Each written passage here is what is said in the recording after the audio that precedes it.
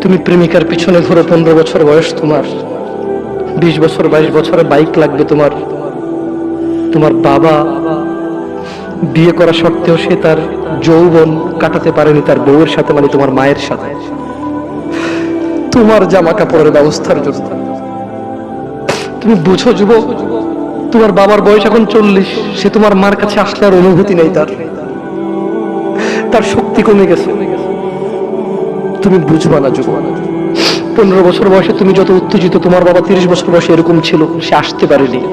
তুমি পড়বা বলে, তোমার স্কুলের ফি লাগবে বলে, that much he loves you.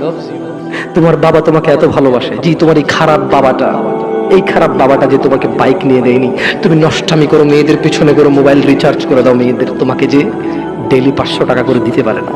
এই লোকটা যদি 60 বছর বয়স পায়, তার জীবনের 20টা বছর সে এমন 20টা বছর, যে 20টা বছরে সে হাড় ভাঙা পরিশ্রম করতে পারত, করছেও, তোমার মায়ের দেখা সে পায়।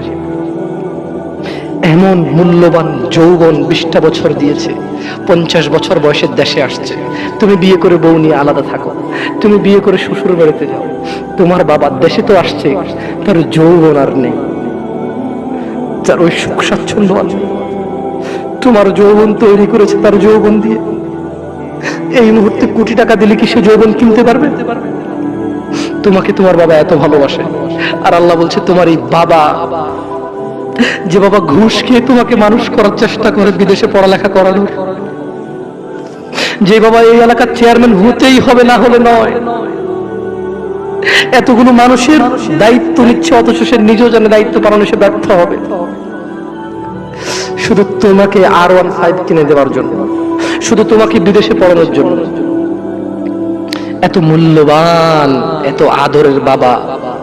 আল্লাহ বলছেন যে ইউবাসসারুনাহুম ইয়াওয়াদ্দুল মুজরিম, ও মুহাম্মদ সাল্লাল্লাহু আলাইহি ওয়াসাল্লাম, আপনি সেদিন দেখবেন অপরাধী এই মানুষটা যে এত বোকা, ছেলের জন্য এত কিছু করেছে হারাম ভাবে, হালালের ধার ধারে নাই, হারামের ধার ধারে নাই।